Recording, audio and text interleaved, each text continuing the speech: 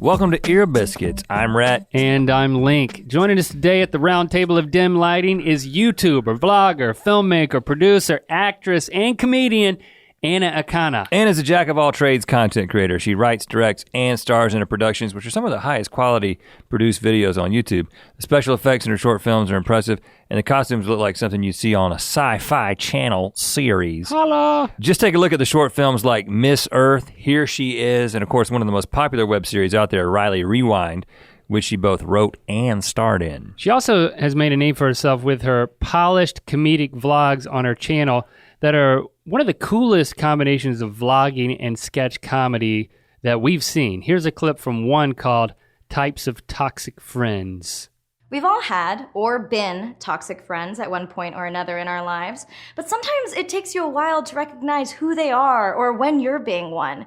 There's the copycat. Do you like my new outfit? I mean, I guess it looks a little bit like yours. It's exactly the same. Are you Copying Are me? you copying me?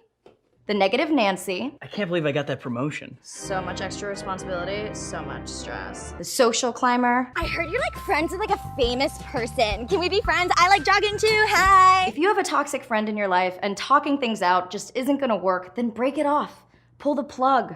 Nothing healthy is gonna come from that relationship. Do it right now. Do it right now. I'll do it right now. Anne is also known for her involvement in the suicide prevention community due to the very unfortunate loss of her sister in 2007. She really opened up about it in her emotional YouTube video called Please Don't Kill Yourself in 2013. She received a lot of positive feedback from the video and quickly became an inspiring voice for suicide prevention. Here's a clip. I've been pretty open about the fact that my sister committed suicide in 2007. And I've been getting a lot of questions from people on the internet of like, I want to kill myself. What should I do? If you commit suicide, I don't even know. Like, I don't even know what would happen to you. All I really know is what happens to the people around you after you die. I think it'll be really, really hard for your family to live normally for a long time.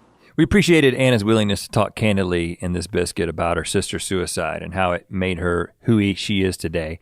Her past relationship with Ray William Johnson and what it's like to be one half of a YouTube power couple. Her vow to be single for a year and how that really didn't pan out. And the many creative projects that she's juggling right now.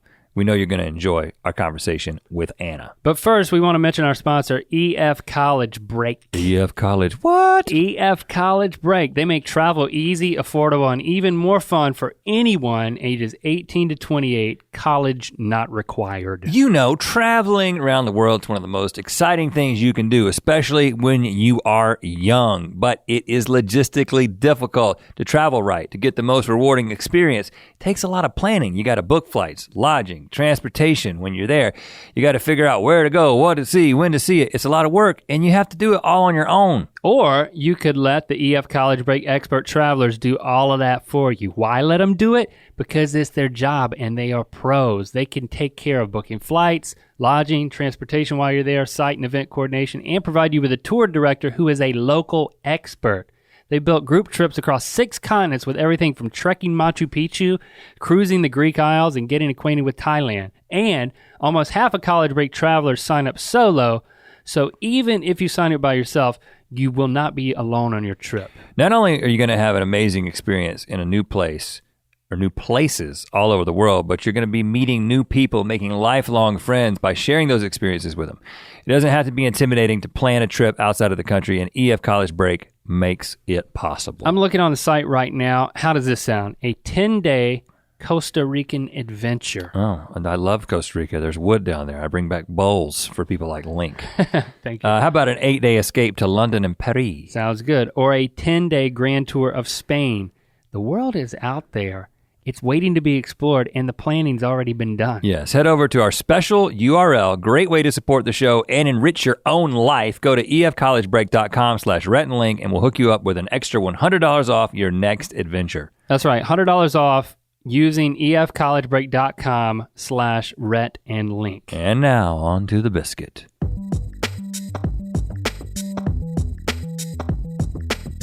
The first time we met, maybe the last time we saw each other. Yes. Because when you showed up just a few minutes ago, you mentioned it as if the last time we saw each other, and I was thinking it's the first time. Julian Smith's birthday party. Pool party. Yeah. Small private party. You and Ray were there. This was It was over a year ago. No, it might have been It wasn't 3. It was probably 2 years ago. I'd say 2 years, 2. yeah. 2 years ago.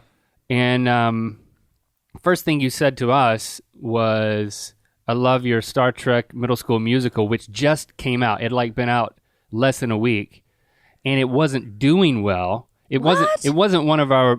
It never became one of our more popular middle school musicals. We did Breaking Bad after that, which was a lot more successful. So I was kind of disappointed, but I immediately liked you as a person. I liked you as a creator because I knew some of your work. But I was like, oh, compliment right off the bat. Yeah. It's easy to like people who like you, and if you like my stuff, especially stuff that people aren't liking, I'm like, oh. She's great. Oh, that yeah. Anna has always been great. Oh, because yeah. you pushed the right button on that one, even if you weren't even being sincere. No, which I totally now you was. can tell me. I love that you guys make so much high quality, legit production value stuff. I really appreciate and admire that. And plus, Star Trek. Was that your jam or something? No, I didn't even like Star Trek, but I watched it and I was like, now I get the appeal of Star Trek, and it's more entertaining because kids are singing to me. Oh, really? Yeah. Interesting that so what do you're obviously into sci-fi and stuff because Yes. you like to put people into costumes that look like they're from Star Wars. Yeah. So are you a Star Wars girl? I vaguely like Star Wars. That was all a little bit before my time, so I'm more into dystopian YA novels and that whole jam. Got it. Yeah. Dystopia what? Dystopian young adult. Oh, YA novels. Yes, YA novels. Okay. The YA novels. I don't even know what the word dystopia means. Yeah, you do. It's the Armageddon, man. It's when things the antithesis of utopia. when things hit the fan, man. Oh, well then I do know what it is. I just didn't know that's what that meant. Well, welcome to 2015, Link. Listen, Listen, I'm setting the stage to be totally open and honest here, and if anyone doesn't know what any words mean besides me, feel free at any point to say that. But so dystopian YA novels, what do these do to the psyche? Why does it resonate with you? I like speculative fiction. I like imagining what the future is going to be like, what kind of class systems we have, what our monetary systems are like, and with YA novels in particular, you get that really cute love story with it. So I'm like, ooh, yay, sci-fi and a boy. So are you hopeful about the future, or do you think we are going to be in a dystopian future? I think it'll be kind of the same as now, where there's a lot of happening, but it's still a pretty nice place to live. Are you a prepper? No. I should be. You're not prepared. You're a prepper. I'm not prepped for the earthquakes, but you're prepping to prep? Yeah, I mentally tell myself, oh, I should get more water. Oprah is apparently bussing in water because of the drought. I was like, I should do that. You need water. Yeah. We all need water. No, what you need is a friend who is a prepper or an aspiring prepper, and then he'll buy stuff for you. I do have a friend who's a prepper. He built this property out in the desert and has guns and water, and so really, yeah. So he's I said he because I was referring to Rhett. Oh, but you have a he too. It could have been a she. Yeah, I have a he. What's his first name? His I don't want to say. You don't even want to say his first name? I don't want to say his first name. Can you give us the address of that desert compound? No. Because we'll be there as soon as the big one hits. Why can't you say his first name? Because he might listen he's a to prepper? this. He might listen to this. Say a name that's not his first name, and we'll talk to him as if he's that guy. We'll say his name is Ben. Okay, Ben is out in the desert. He's got guns. He's got water. Mm-hmm. Wow, I got to get to know this Ben. You should. It's so prepper to not even give out your real name. I love it. That's perfect. he probably doesn't even give you his real name. You know? He's a known figure, so I don't want to. Oh, yeah. We're getting closer now. Yeah. Does he live in the compound, or he just has it? No, he just bought it. Oh, it's a bug out location. Yeah. So he's an actor. No, but in the industry, yes. Okay, we're getting closer. See, you don't dangle stuff like this for me on an ear biscuit, because I cannot let it go. Well, first of all, Link's going to be at my house, okay? I mean, that's what's going to happen with him, and I'm probably going to be at my bug out location that he doesn't know about. You know, I'm going to bug out to my location, and Link's going to be at my home. With the stuff that you left. No way I'm staying in the valley in the middle of a tragedy, you know? No, the city would be the worst place to be. Oh, got to get out. Yeah. Have you seen Not Ben's bunker? I have not. I just know that it was purchased and where it is. Oh, man. Is he a conspiracy theorist, or is he just... He's a little mentally unstable. He's a director. Maybe. Yep. Mentally unstable equals director, I think. Yeah, equals anyone in this business. Okay, but it's interesting that you know about it. That means that you're invited. I am invited to the bunker should things ever go down. You know what? You're way ahead of me. Did the invitation come with like, you take it out and it's like, well, what is this like little vellum piece of paper that doesn't have anything written on it? You have to pee on it and then you see what's written on it. No, it's all verbal. Nothing can be recorded or written down. Okay. Except on our podcast. So we met that day and we haven't seen each other since, but I've seen your work. I felt like I've gotten to know you more since that point. I just wonder why our paths haven't crossed since then. It seems weird that our first meeting was our last over 2 years ago. I don't hang out with a lot of people who do stuff online. Like, I don't even know how to meet those people because everyone's always like in their studio or in their homes. Like, I'll see people in passing at VidCon, but that's about it. Yeah, we keep our head down. You know, everybody's got their stuff to do. You're super busy. I mean, you've got so many different things you're doing. And I mean, we're going to get into many of those over the course of this conversation, but of all the things, and I saw, like, you gave a glimpse of your calendar in, like, a recent vlog. It was all color-coded. You got some OCD happening? I like a little bit of, what is it called? Synesthesia, where, like, I associate colors with, like, numbers or specific ideas. Link doesn't know what dystopia means, so he's not going to know what that means, because I don't know what that means. Yeah. Actually, I did know everything about that. So, there you go. But you know, your calendar is like so full of stuff, going from this pilot audition to recording the podcast. I tried to pause it to see if we were on there, like if I could look that close at your calendar, but it felt stalkerish, so I stopped. But what are you most excited about at this point with so many things you're juggling? I'm excited to make a movie. I want to make a movie this year. I want to. So it's not even something that, are you writing it? Or No. It's just aspirational? It's like the next thing. It's the next thing. It's something that my former assistant wrote called Wedding Wreckers, and it's very funny. 2 female comedians are the stars, and it's very sharp, very rated R. And so I told her I wanted to produce that. So right now I'm in legal with like optioning it and going out for financing and developing. Is that one of the reasons that you've been on the short film kick lately, like trying to? You know, you're doing a different thing on YouTube. You're doing something that not a lot of people are doing. You're making short films, like actual short films. Is that in preparation for like, oh, I'm going to do a feature? Yeah, I wanted to do a feature, I'd say 3 years ago, but I was like, I'm nowhere near ready for that. So I'll make as many short films as I can until that feature comes out. And we're talking as a director and talent, or not just as an actor. I've directed all of them, yeah. But the film, you're going to direct the film. No, for my first film, I want to act, and learning from the short films, directing and acting are completely different sides of the brain. And I'm much more geared towards being like OCD and analytical and very much in that space. So if I do direct, my acting suffers if I'm doing both at the same time. Got it. So tell us about the short film commitment that you kind of made, either to yourself or to your audience. There was like a number involved, right? Yeah, at the beginning of 2014, I said I was going to do 12. So I was aiming for 1 a month. And I was like, I don't know how realistic that is because I've never made a short film. And I only did 6 for the whole year. But I also went through like a big breakup and like moving. And so that sent me about like 2-3 months behind. And so this year I'm working on another one, but I told my audience I'm going to take my time with this one. Because last time it would be like pre-production for one while I'm also editing the second one, while I'm also, you know, in development for the third one. Right. So everything was happening at the same time. And so I'd like to see what I can do if I really take my time with something that's maybe 20 to 30 minutes long. And then you did, is the most recent one Miss Earth? Is that the last big short film? And that one was over 13 minutes long. That was and it had a lot going on in it. I mean, that was a pretty major endeavor. Yeah, that was the most stressful experience of my life so Yeah? far. Yeah.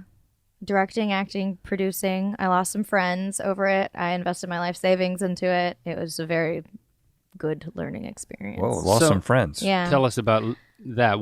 Whose fault was that? I think it was just miscommunication and like expectation set. Like I'm very paranoid about treating crew really well and like paying the day of. And I almost have this tendency, like as a, you know, just as a female and also like someone who's always eager to please, like going around and making sure everyone's okay. And I'd worked with the same crew the entire year. And so at this point I was much more, not like cold, but I wasn't as like serving to people and like checking in. And two of my best friends thought I was a quote unquote bitch. And I was like, well, I'm doing 3 jobs and this is the biggest thing of my life so far. And it's my life savings and you're not doing your job. So I need to scold you about it. And that kind of led into a big fallout. So I had to learn a lot of lessons about having friends on set and also being a boss and when to differentiate those two things. So they stayed on set and did their job, but they didn't remain friends. No. How did it end? It ended on the very last day in the very last 10 minutes of the shoot. Yeah. Were there emotional explosions involved? Oh yeah, it was really bad. Like, did spit fly or tears fall or what? I cried on set a couple times during it. But in that last 10 minutes, yeah, it was me and my former DP screaming at each other, and I was like, "This conversation's over. Like, we're trying to wrap and get out of the studio. We're not talking about this anymore." You were like, "It's a wrap." People love it when everyone's waiting for the director to like call "It's a wrap." Yeah, and you're like, Martini. This is a bad time. Yeah, exactly. And wow, it was sorry. everyone is standing around made up like aliens all watching this happen? No, That's got to be a little weird. yeah, it was very awkward. It was a very awkward time in my life. So what else did you said you learned some things too. So what'd you learn? Yeah, I learned that, you know, ultimately it's about the project, and a lot of the times I want to cultivate a really good work environment and I want to serve people in the sense of making sure everyone's comfortable and taken care of, but I also have to make sure I'm taking care of myself and I'm taking care of my project because it's all self-financed. And so I learned a lot about being a boss.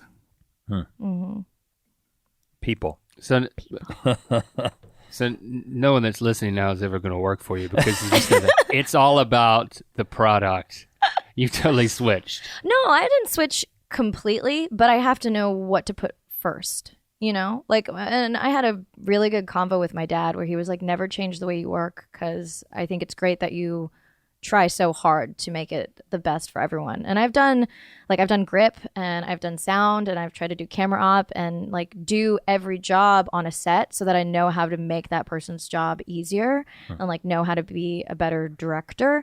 But at the same time, I'm always like, oh, am I being a bitch? Or like, is this unreasonable? And I think I need to stop that more often before it gets out of hand. Are you a perfectionist?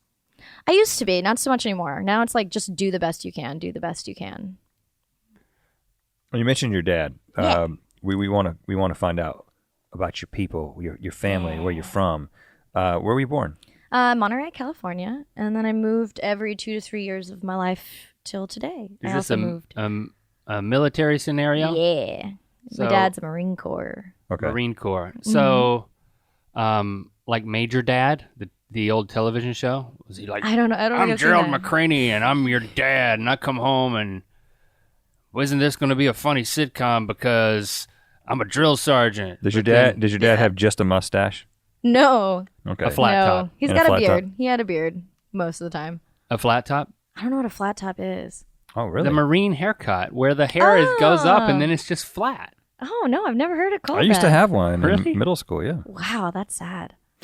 Oh, it was awesome. When you get a flat top at the barber, they give you a special brush to take home. What? Yeah, because A commemorative brush. right at the top where it hits the top of your scalp, it's like it's standing up. It's like that tall. But in order to be flat, it's got to be a little bit taller on the sides as it goes out.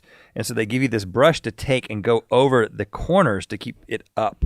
Rudolph Blanchard gave me that. Any haircut that needs a special brush, you just shouldn't get. Like, Well, I don't have it anymore. So you moved around a lot as a kid. You said every few months? Or every few years. For years, Yeah. okay. That's a little better. But Yeah, it was a bummer. So Monterey, where else? I've lived in Japan, Hawaii, Korea, over 13 states. Wow. Yeah, I grew up in the South. No, but like I had a North Carolina accent for like a long time. Really? Yeah. Okay. that's so what we have. Oh yeah. Yeah. Where are you guys from? North Carolina. Are you? Yes. Shut I up. thought you were saying that because you're like, No, I didn't as a point of know. reference. But yeah, North Carolina. So you had a North Carolina accent? Explain that. I grew up, and when I was learning how to talk, I was in North Carolina. What part? Fayetteville? Cherry Point. It's a Cherry base. Point. Okay, outside of Jacksonville. Yeah. So it was interesting to be like this little Asian person with an accent. Well, that part of North Carolina is pretty distinct. Mm-hmm. That's Eastern North Carolina. Yeah. And in fact, interesting as you mentioned that because I won't mention names, but somebody that we know, his sister who grew up in California, just moved to Cherry Point. Oh, really? With her military husband. And I was asking him, how are they? Because they moved from San Clemente, awesome beach town, California. And I know what Cherry Point is like. It's like, how they doing? And he was like, she cries every day. Oh. You know, nothing against Sorry North Carolina. if you're in Cherry Point right now listening to this, but no, it's just different. You go from this, amazing beach town to a military town in Eastern North Carolina. That's not easy. I would never want to leave LA. Did that lifestyle growing up, did that prove to be challenging for you? I have habits that I shouldn't have. Like I mirror people a lot. Like if I want to fit in or I want people to like me, I just mirror their body language and their speech. I do it like a lot really subconsciously, or I'll like chameleon my personality to kind of match theirs or be complimentary. So it's had a lot of identity issues growing up of like, wait, what am I really like if I'm not influenced by people I'm around? Did you experience any racism in the South? Yeah. Yeah, I remember I moved and someone was like, go back to China, chink. And I was like, I was born here. So it was weird. So you didn't have a volatile response to that. You just tried to explain yourself. Yeah, I mean, I always felt white inside. I didn't really realize I was a minority till much, much later in life. So that was like, oh, that's weird. Right. Yeah. Felt white inside. So when was the realization? Probably like when I was 8. And me and my friends were playing like Spice Girl Dress Up, and like I wasn't allowed to be any of the Spice Girls. So I was like, oh, that's interesting. Yeah. Right, because it wasn't there was no Asian. There was girl. no Asian one. I never thought about that. Yeah. I knew something was missing. And where's your mom from? My mom's from the Philippines.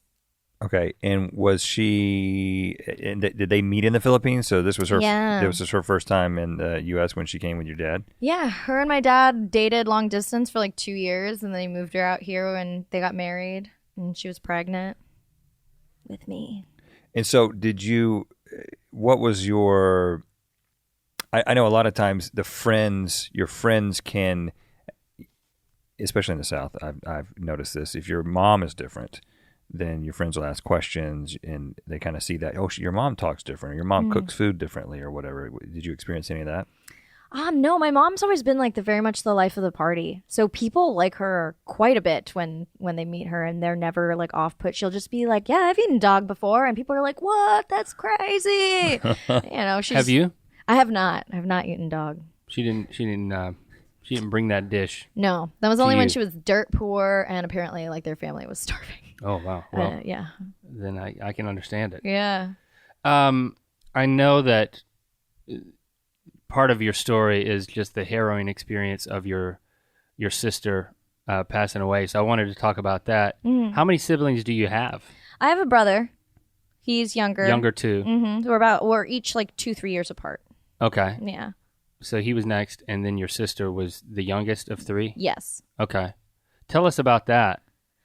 Well, she was, I always think she was bipolar or had some kind of mood disorder. She was very manic depressive, but I also don't know if that's just because she was like a 13-year-old girl going through puberty. But she committed suicide in like 2007, right around the time all the cyberbullying was kind of happening. She got threatened by a bunch of guys at her school that they were going to beat her up. And so she brought a BB gun to protect herself because she had told her teacher and her teacher didn't say anything. And this is before like all those suicides started happening. Mm-hmm. So bullying wasn't something really on our social radar. Mm-hmm. And she got expelled from school for bringing that BB gun and kind of like spiraled into this depression and eventually killed herself. How close were you? We were pretty close. I mean, we would fight as much as we would be friends, just like which sisters. Is typical sisters. That's what you got to do. There's almost like something you sign to say, yes, I will be a good sister. Yeah, meaning we will fight. So I get that. I mean, Do you remember finding out, like how you found out? Yeah, it was Valentine's Day, and she had fought with like every member of our family, and then had come to me, and we fought. And it was so weird because like the last thing I ever said to her was like, "I hate you, like go away." And then I went to the park with my boyfriend at the time to like surprise him with a picnic. And then there were like fire trucks and like ambulances going by at one point, and like we didn't think anything of it. But then I got like this really like weird feeling, and it's the only time I've been like, maybe I'm psychic, because inexplicably I was just like, we have to go. There's something really wrong. We have to go. And so we packed up the picnic, and my brother called me while we were packing up, and he was like, what I'm about to say is going to change your life forever. Christina tried to kill herself. And so we got home, and paramedics were like leading her out, and I remember they were like joking about something and like laughing. What did she do? Oh, she hung herself in the closet with like one of her scarves. Yeah. And my brother had only found out because she was playing this same song on repeat, like at the loudest volume ever in her room. And so finally he came in to be like, can you please shut that off? And then he couldn't find her, and then he found her in the closet. So it's always been like, oh man, like my brother definitely had the hardest job being the one to find her. But she had been dead, I guess, for something like 15 minutes, so they couldn't bring her back. And even if they could, they said she would have suffered intense brain damage. So when as you showed up as they were wheeling her out, yeah, and at that time you didn't know whether it was she had actually died, because you said your brother said she had attempted it. Yes. Yeah, we all kind of thought it would be okay because they put like the breathing masks over her, so I thought she was going to be okay. But my dad knew, based on like trying to give her CPR and like her lockjaw and stuff, that like there was no chance. Well, yeah, I appreciate your candor and just being able to share this with us, and I know that you've chosen places to bring it up, and you've vlogged about it extensively, and your "Please Don't Kill Yourself" video that you made, and even as you know, it was extremely powerful to see you be that vulnerable in that video, and to honestly process, even in kind of a meta way, the fact that you were making the video. And I found it to be extremely powerful and honest that you not only were talking about it, but you were talking about it, because there's so many questions associated with what, presenting this to your audience or to the internet at large. As it was uploading, I found myself reading the description that evidently you were writing as the video was uploading, where you seem to still be processing, kind of like journaling, just stream of consciousness with the vlog as it was uploading, wrestling with how people might perceive you speaking about it. And then I keep reading down, and you read the comments, and it's extremely powerful and effective in getting people to pause and to think about it. At no point is it easy to talk about, and I even feel I appreciate your candor here, but it's even getting you to talk about it now is getting you to go back to a place where that has to be so painful that you've gone on record, that I find myself having the same dialogue that I think you had when you vlogged the thing. Is it should we even talk about this? Should I bring this up? Is it to benefit anyone?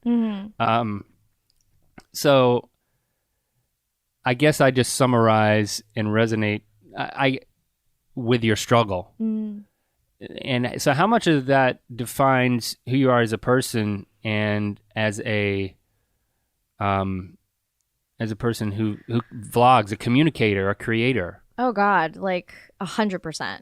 Like that moment is my before and after. Like before my sister committed suicide, I could not talk to people. I was so shy. Like if I had to use the bathroom someplace, I would like whisper to my brother or my sister, like, please find out where the bathroom is. And like, I'd always wanted to perform, but it was like crippling. I was like, I'll never do that. I'll never be able to be that kind of person. And Christina was the complete opposite. She was fearless. Like I love this story that like in middle school, every year she would go in the talent show with her friends and she would choreograph a dance. And every year, everyone would bail. And so she would go up on the stage and do that whole choreographed dance by herself. And at a certain point, it was just like, who the are these friends of yours? But like how fearless and like brave of you to do. And so after she died, I'd say like maybe 2 or 3 years after that, like I really realized like there's no point in really being afraid, because death was finally something that I felt like I really understood in that sense of like, we really don't know what's after this, so I might as well try to make this the best that it can be for me. And it feels like kind of cliche of like, yeah, death gave me perspective and now I'm going to be a comedian. But ultimately, I think it's the best and the worst thing that's ever happened in my life. Was there ever a sense that because Christina, you said was her name? Yes.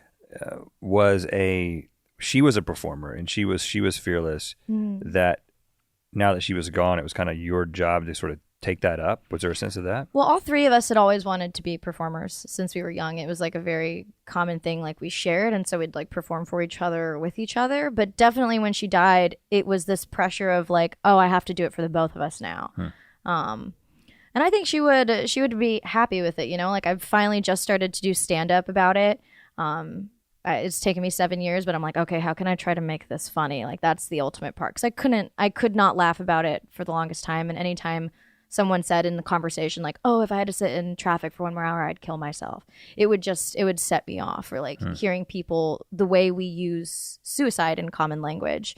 But now I'm okay. And now I can crack jokes about it. And that's what I feel like has been the most healing. Was there, guilt that you had to deal with, or? Oh yeah. Well, I was the last one to talk to her and I was like, I hate you, go away forever. So therapy really helped.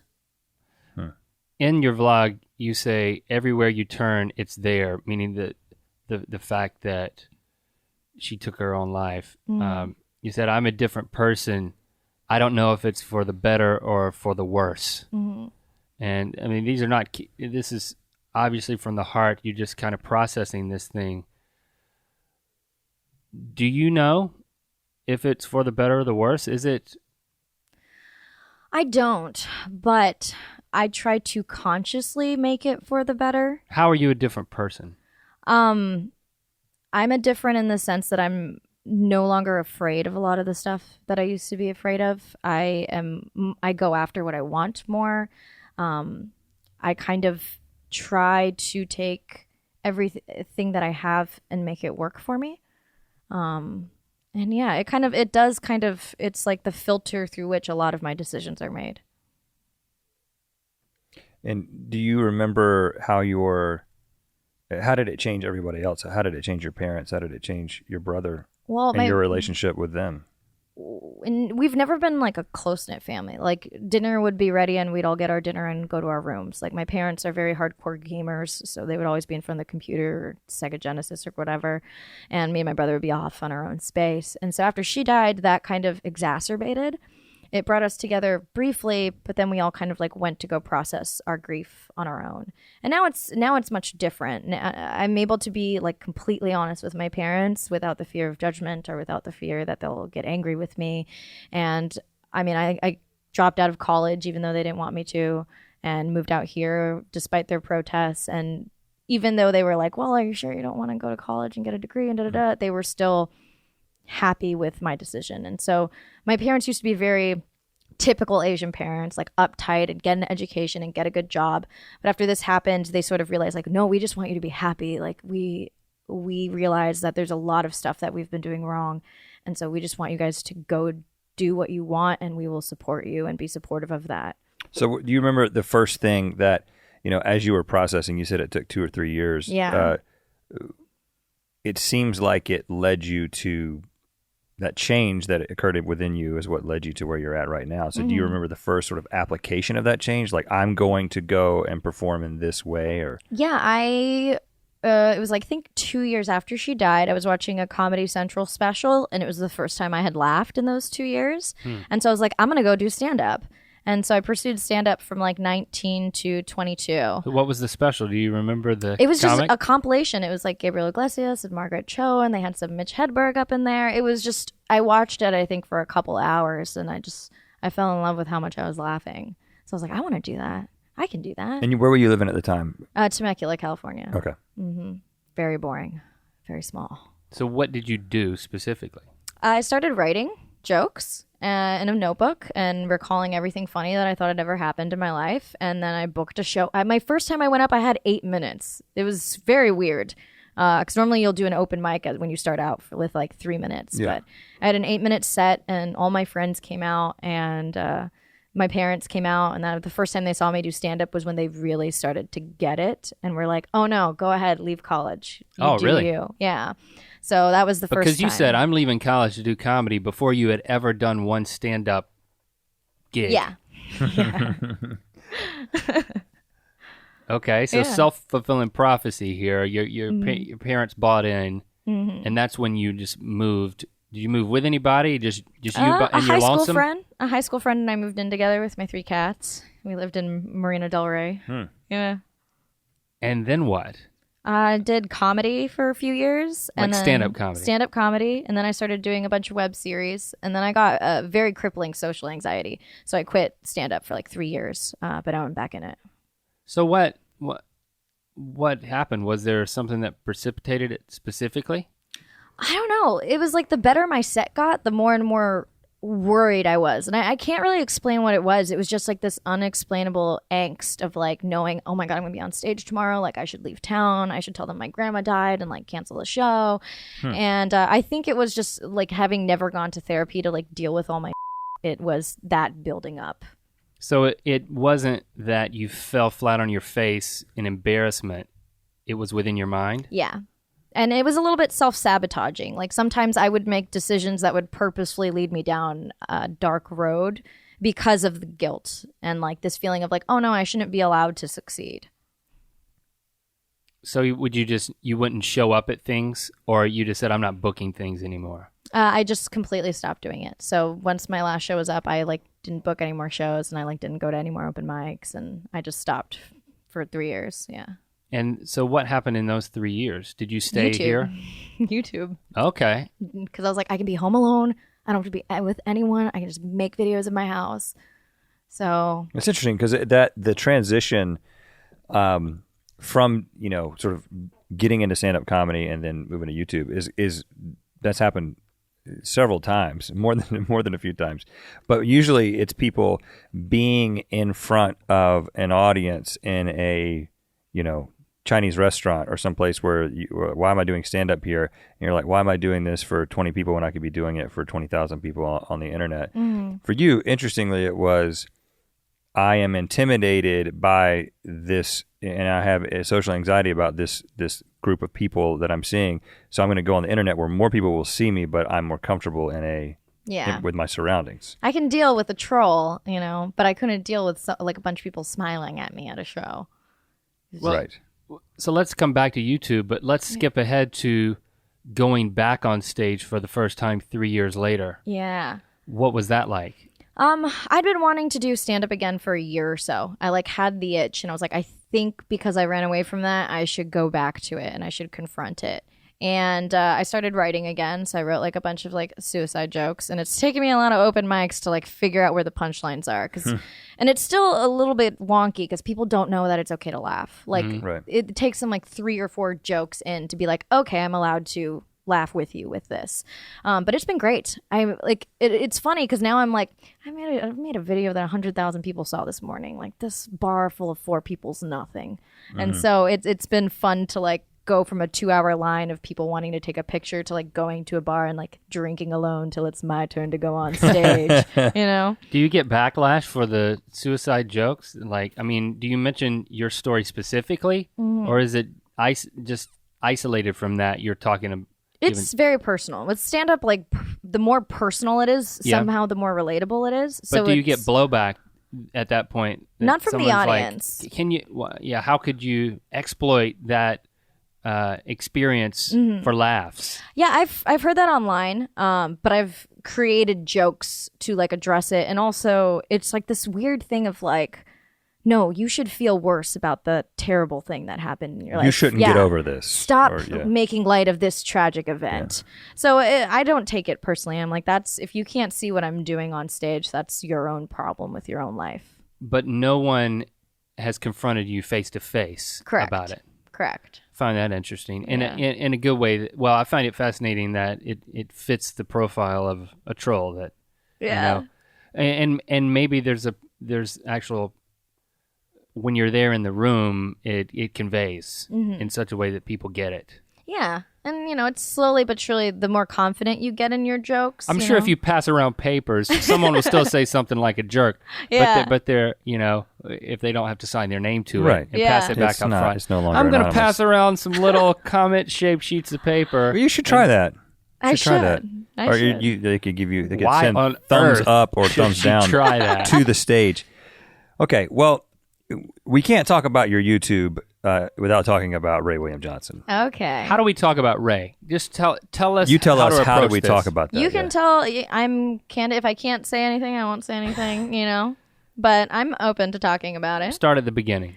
Ray and I met in 2012 at a showcase. And I think I'd met him once before that. I was like a hoe on breaking for like one of my friends was like, I need someone just to be in a pretty dress and come down and do this for like an hour. So I did it for her. And then we later met and then we started dating. And I think like 3 months later, we like moved in together. So when you say showcase, you met at a showcase. This is a stand-up. It's a sketch. It was a sketch showcase for CBS. Okay. For them to be like, we're not racist. Look at all these people of color on our stage. Yeah. Yeah. And he was just in the audience? No. Or was he in it? The VP of casting, Fern Orenstein, invited him because her sons were fans of him. And so she watched him and she was like, oh, this kid's really funny. So she brought him into the showcase. Versus like the rest of us were like auditioning to try to get into the showcase. He was an invitation. Gotcha. But he performed. Yes. And in one of the sketches. Several of them. Yeah. We were all in like several different ones. So what was your first interaction with him? Did you know him from Equals 3? No, not really. I wasn't savvy to the internet and I'd like only ever seen my episode of Breaking. So I was like, I don't understand what this is. Like I didn't realize it was a vlog versus like a show or anything like that. Because I was merely at the time putting stuff up on YouTube. I didn't know it was a full-time job. I didn't know there were vloggers. I didn't know there were sketch teams on it. And so we kind of got together and my sketch group fell apart. And he was like, you should keep making videos under your own name. Just learn how to clone yourself and like keep making sketches. And so that's kind of what I started doing. So you were you started your channel because he encouraged you to do it. But you weren't on his channel for a while. But you met in 3 months. You started dating immediately, and 3 months later, you guys were like real serious, living together. Yeah. Starting to show up in Instagrams. Yeah. Those type of things. We started working together much later because he was very tentative about working with the partner and like doing stuff with someone you're romantically involved with. What? How would you describe Ray's reputation publicly? Like what people think of Ray, and then what's right and what's wrong about that? Dispel some myths. I had the opposite. So I knew him personally before I ever saw Equals 3. And so Ray in person was always like a very serious and like somber and like hardworking and like quiet man. And then I saw his persona on Equals 3 and I was just like laughing so hard because I was like, you seem like such a dick on this show and that's not you at all. And my parents actually didn't want me to date him because that's all they had seen of him. And it wasn't until they met him in person that they were like, oh, we get it. This is like kind of like a persona or a character. So a lot of the times, like it was weird to have to tell people like he's playing a character. You know that, right? Because he's so convincing. And I always told him, I was like, you have a face. You just have that face that people are like, you look like So it kind of like helped that persona. But it sucked for him because people would think he was like that. Did you feel like you had to clarify that? Obviously, you had to clarify it with your parents. Yeah. Did you have a little bit of a chip on your shoulder when it came to friends and people that found out you were dating him? Yeah. People who did not know him and who only saw his content on the internet had an opinion of him. And I had to constantly be like, that is not who he is. He's a generous, hardworking, very kind person. That's a character. But it was also really interesting because a lot of my friends who thought that were actors and like did have characters. So it was like, why can't you get it, you know? Right. Yeah. Just something lost in the genre, I guess, of a YouTube video. Right. The presentation is that this guy's being himself and he's just talking about videos. Mm-hmm. So I could get that. Mm-hmm. Right. It's a quick assumption, but I wouldn't say it's fair, but it's an easy assumption. Absolutely. And it might be a safe assumption given the breadth of, like, I'll say vloggers. Yeah. you know? When did you begin to experience internet hate? Because I'm sure that came as soon as the very first time you appeared in anything publicly. Yeah, he was like, find your voice, make a video, however often you're gonna make a video. And then once I like kind of nailed what I felt like my thing was, he started promoting me. And yeah, people were just like, oh, you tell us. Da, da, da, da, da. And it used to like really bug me. And that's when I kind of got it. Because he used to like get upset about trolls or be like, why do people like hate me so much? You know, which is a very natural thing to feel when you get a lot of hate on the internet. And I would be like, it doesn't matter. They're not a part of your life. Don't let it get to you. And then when it's at you, it's like, oh God, this is a totally different feeling. It's so easy for me to say one thing, but feel the other.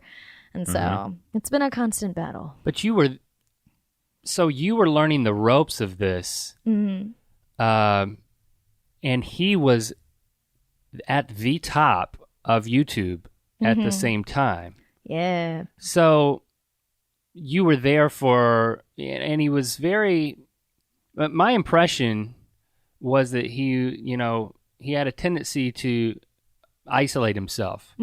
Like, he wasn't, whenever you show up at YouTube events or like, you never meet Ray. Yeah. Like, he was an island. And still is. He had a fair amount of social anxiety. So crowds he didn't like to do, like any kind of social event. He got very anxious about it. And it's something that he dealt with in his own way. But yeah, it was this weird, inaccessible thing. But also like primarily, I think he's a producer and an actor. And so he already experienced a lot of bias in the traditional world, being like, oh no, you're that guy on the internet. You're that guy who does stuff in your bedroom, and didn't want to perpetuate that. And you were the lead in Riley Rewind, which was his first, correct me if I'm wrong, but the first foray on his channel into something that didn't feature him. Yes. I mean, now you see he's basically not on there. He's not the face of his channel anymore. I think Riley Rewind was the first thing, right? Yeah. Which was certainly, that was a collaborative effort between you two? Initially, I wrote it for my channel because I was like, I want to do scripted. Like, at that point, I had kind of a significant following, but everyone didn't believe I was an actress or a stand-up comedian. And so I was like, oh, that makes sense. I have to put stuff on the internet that I want to be seen as. So I wrote it, and he really liked it and was like, I'll produce this. Like, I want to produce stuff, and I'll direct it. And so that was our first real collaborative effort of bringing something narrative on YouTube. And how did you guys make the decision to put it on his channel? Was that once he saw it and liked it, he was like, we'll put this on Equals 3? Yeah. Yeah, he sunk a lot of money into it, and he was like, I want it to have the best possible chance of getting a lot of views, and maybe we can sell it to television, so we'll put it on my channel. And how was that process of collaborating? It was good. I mean, we had a lot of tough things happen on that shoot, and a lot of like the budget was missing, and like a lot of the people on board, we were like, what's happening? There's all these miscommunications, but ultimately we were really happy with how it turned out. And then you also collaborated in a number of different ways. You guys did a podcast together, and I mean, you became a YouTube public power couple. Yeah. Yeah. I mean, I like working with the person I'm with. It's just how especially in this industry, when you're on set for like 12 hours a day, like why wouldn't I want to be with my partner on set for 12 hours a day? So it was something that I was always on board with, and something that I kind of pushed ultimately. But I liked it. I mean, I don't have any regrets. So the collaborations, that you were pushing that. Yeah. Did you either feel like the first lady of YouTube because he's at number one, yeah, or resent people treating you that way? It was a little bit of both, like it was great because any questions I had, he could answer and give like really good business advice on. And so it was this nice relationship of being able to talk out stuff business wise. But then again, it would suck because I would have people come out of the woodwork who would like try to contact me to get through to me to get to him, or we would go to places and people would like push me out of the way to like get to him. And so it was a little bit both. So were you behind the controversial tweets to like make her and stuff like that? Say, here, let me handle that for you. No, I encouraged it because a lot of stuff happened behind the scenes that never made it publicly. And it was at a point where I was like, you're going to get completely screwed unless you do something. So I did support that decision. And then why'd you guys break up? I think power dynamics. I mean, as you said, he was at the top of YouTube and I was at the bottom. You know, I feel like now that I'm at that kind of, I'm not at the top of it, but I'm at a place where I'm successful. Like I would be kind of like weary of someone wanting to work with me and like maybe question their motives or something like that. And I mean, he sustained me financially, like helped me quit my waitressing job so that I could pursue stuff creatively and did a lot for me. But I think ultimately I was more like the Robin to his Batman than the Superman to his Batman. Are you guys still friends? Well, we haven't talked. I mean, Well, how did it end? it was kind of mutual. We both decided to just cut off all contact and go our separate ways. Yeah. And so no contact since. Yeah. So it's that was just the agreement. The agreement wasn't. It wasn't. I hate you. I'm never talking to you again. It was like, this is how we're going to do this. We're going to do this in a way that we don't talk to each other anymore. Yeah. I mean, I was kind of like the girl about it, and I would call him and then be like, I don't want to do this anymore. Like, be my friend. And then it was just like, no, to get over each other, like you have to go away. So that's how it's been. And shortly after that, basically when it happened, you were pretty public about the fact that you guys had broken up, you know, because people find out that kind of stuff anyway. So you kind of owned up to it. And then he privated, like you can't see the podcast where you guys were together. No, I mean That's it's on iTunes, and I get that, you know, like sometimes to get over someone, especially on the internet, because like someone tweets me about him every day, or like I see several comments. It's hard to get over someone if you're constantly reminded of them. Right. So I get that. And you also made essentially a public vow. You were like, I'm going to be single for a year.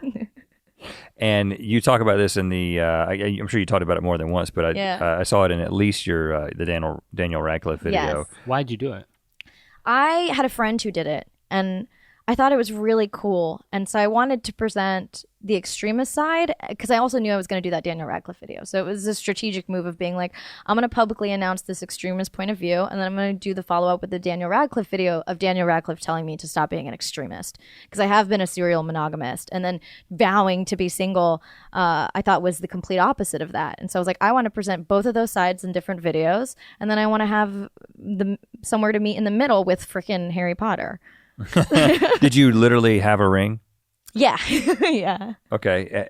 Did your friend do that same thing too before? She didn't do the ring part. The ring part was a joke, but she actually did. I didn't see that video. Be What's single. the ring? Because that's Lord of the Rings, not Harry Potter. I'm confused. No, like I bought myself a wedding ring. I was like, I'm single for a year, so I'm married to myself. Oh, of course. Mm-hmm. And did you notice that worked in public? Like a guy would come up to you and he would see the ring and he would back off. Did it have its intended effect? No, not really. I mean, I didn't wear it for that long. I would wear it for fun out in public to be like whatever, but no. But you didn't make it a year. No, I never intended to. Okay. Yeah, I was always like, I'll just go with the flow of whatever happens. And then you met Brad. Yeah. Yeah. How did that happen? Brad he runs a couple of shows at Nerd Melt at Meltdown Comics, and he was the host for a show that me and my friend Megan Rosati, we do comedy songs together live. So we did a song there, and they've been longtime friends. So that's how I was introduced to him. Okay. Mm-hmm. And you know, it's interesting. I was going to ask you this question. I'm still going to ask you the question. But then you specifically said something that kind of speaks to it. And talking about the reason you broke up with Ray being the power dynamics, and it's kind of reversed in this situation, right? I'm not, when it comes to the public perception of you and your success, and then if you're just talking about YouTube, independently, Brad's getting his footing on YouTube. He's doing a lot of stuff with you. He's Robin to your Batman. So, how's that dynamic different now that she's on the other foot? I think he does so much live comedy. And that's kind of what I wanted to get more into when we had met. And so it was this great aspect of like him wanting to do more video and me wanting to do more live comedy. And I don't think of our power dynamics as uneven, because he's such a good character actor who comes from like a Groundlings background and is like so talented in that regard and very capable. Like I was surprised most men aren't very organized, at least the ones that I've met, and he's incredibly like organized and thoughtful in that sense. I mean, am I more successful in terms of like online? Yes. Am I more financially stable? Yes. But I also know how to avoid any kind of like weird power hijinks because of my previous relationship. And so now if I'm like, oh, maybe we shouldn't do this because I don't want it to affect how I see you or how equal we are in this partnership. Give us an example. Like he has a web series and he wanted me to act in it. And I was like, well, am I going to be how obligated am I to promote this? And so, because it is a thing. I mean, our promotion is kind of our power online. And so he would be like, I don't expect you to promote it in any way whatsoever. And so I was like, cool. And so when going into... Why didn't you want to promote it? Explain that. I do, but I don't want to be cast because of that. And so I like, now I'm on a binge of like, if anything comes up, just ask, just clarify, just be as honest as possible and like express my worries or my concerns. And that's been very beneficial. And so anytime I feel like that's going to happen, or like we do a podcast as well, Explain Things to Me, which is like educational sci-fi or science stuff. And so I'd be like, well, what's our role in this? Like if I'm fronting all of the money to get it started, how are you going to contribute? Are you doing all the editing? Are you doing all the producing? And so we make sure going into everything that we feel like we're both equal. Equal. Yeah. And so what's the equality split? How do you divide that up for, say, the podcast? For the podcast, like I front all the money for it. He takes care of all of the DIT. He takes care of all the editing. He also works in conjunction with my assistant to make sure everything is produced correctly. And so we both feel like we're contributing equally to this project. Unless it's something that we agree, oh, you're the boss on this one and I'll be the boss on the next one. And how much conflict is happening? Because you've made, in order to promote the podcast, you made a comedic vlog where it was tongue in cheek. You were kind of a tyrant. Yeah. So you kind of hit it head on. Yeah. The audience perception of, oh, she's working with her boyfriend. Yeah. Again. Yeah. And you were making fun of yourself of like being in charge. Yeah. I mean, that's just who I am as a person. I'm always not like bossy, but very assertive and very like, no, I want to do things. I want to do them right. So why is that not bossy? I don't know. Cause you just don't like the word, or you're really not bossy? I think the word bossy is so negative. I don't like the connotation of bossy because it's just feminism. Yeah. So I don't know. Our main conflict comes from me being really grumpy and like Brad having to bear the brunt of me being cranky. But he's very calm and like chill and like, no, it's cool. You're a human being. I get it. Okay, so he can take it. Yeah. He weathers the storms. Yes. It's like, I'm fire and he's like sand. and you are, I mean, you're doing so many things now. You're the podcast, your channel, talking about a movie. You've got the pilot auditions. Yeah. Yes. Geek and Sundry series. What's that called? Craft Lab. Craft Lab. So all types of stuff. You feel like you're doing too much? Sometimes, yeah. Sometimes, yes. Especially because I'm also in all the improv schools right now and like on 2 different improv teams and like constantly trying to make more sketch. But I really like working. Really like it. So I'll probably keep overbooking my schedule. So how does that impact personal health? Like, you seem to be pretty healthy and happy. Yeah, I am. I try to make enough time to like take care of myself, and like hang out with friends and like make sure I get that one night off a week where I can just stay in bed and like watch a bunch of Netflix. So to make sure I don't become too much of a workaholic, I also put stuff on my task list schedule of like, make sure you get lunch with a friend this week, or make sure you like chill for an hour. But if you had to choose, is it the film that you talked about at the top? Is it landing the role in the sitcom that you're auditioning for in pilot season? If you did have the power to decide what the big thing was, what would it be? It would definitely be landing a steady acting gig, like in a great TV show or a dope movie. But I would probably still do all the other stuff on top of that. But your ultimate passion, and interestingly, because you said at the top that you have to use 2 different parts of your brain for directing and acting. That means that if you had to make that choice, you would be exercising the acting muscle. Yeah, definitely. It's the most fun. It's the least amount of responsibility on set. Everyone is so nice to you. Yeah, and you're usually not paying for it. You're getting paid. Yes. That's a nice thing. Yeah. It's great. I mean, producing your own stuff is amazing as well, but it is so much work that once in a while it would be nice to act and then go into a trailer and write and then go back on stage and act, you know? Right. Yeah, all that downtime. Is Brad, how do you think he has dealt with your success? Because you kind of talked about how you see him and the things that he's done well. What is it like? How is your relationship with him? You're like, okay, I remember what it was like when I was with Ray and he got recognized. How's that Brad worked? is an anomaly. He is the only person I will ever know who like peaked in high school, but keeps peaking in life. You know what I mean? Like the one word to describe him would just be kind. He's like best friends with a very successful screenwriter and like knows everyone in this town, but is never jealous of anyone's success. He'll get jealous if someone has like a really good idea or a really good character, but everyone who knows him is like, he is such a supportive and helpful and generous person. So he wants you to get that acting. Yeah. That gig. He's so supportive. Like he wants to go to VidCon and just like hang out the whole time. And I'm like, wouldn't you be bored like sitting next to me for 2 hours at a signing? He's like, no, man, I think that's great. I just want to watch you meet your fans. I think that's amazing. So he's a very, very special person. Well, it sounds like you're in a great place and we're super happy for you. Oh, thank you. People are going to tweet at you afterward. Okay. And what do you probably need to just go ahead and tell them what to not tweet about the Ray stuff. I'd prefer if people didn't, because it would make my life easier. Yeah. Sorry, we had to bring it up. That's okay. It's a podcast. I expected to talk about everything. Did we miss anything? No, I don't think so. Is there anything else I'm known for besides suicide and relationships? Okay.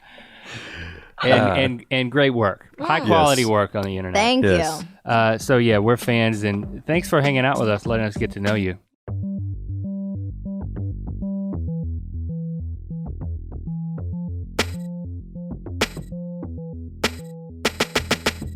And there you have it, our ear biscuit with Anna Akana. Tweet at Anna using hashtag earbiscuits. Let her know what you think of the conversation. I always appreciate when I look through the hashtag earbiscuits. I search by that, and I love it. I only search Twitter by that. Only. I love it when I see that you guys are talking back to our guests, and they come back up to us and say, I'm still hearing about my episode on Ear Biscuits, and it's meaningful to them. So it makes a difference. They see it, we see it. Anna will see it. Her Twitter handle is Anna Akana. Lots of A's and lots of N's and one K. ANNA AKANA. That's 3, 4, 5. That's 5 A's. Wow. 3 N's. And one 1 K. lonely K. In any random order. Well, no, in a No, very we specific got to put order. it in a specific order. Anna is a great example of somebody who took a very difficult circumstance in her life and turned it into a positive. And I'm always inspired by that, because when you experience something traumatic, when you experience something that's incredibly difficult, those are crossroads in people's lives. And, it's interesting. We get to talk to a lot of people who have accomplished a lot. We're talking to people who've done a lot in the entertainment industry and mostly the YouTube industry. For every Anna, there's somebody who let an event define them in a negative way.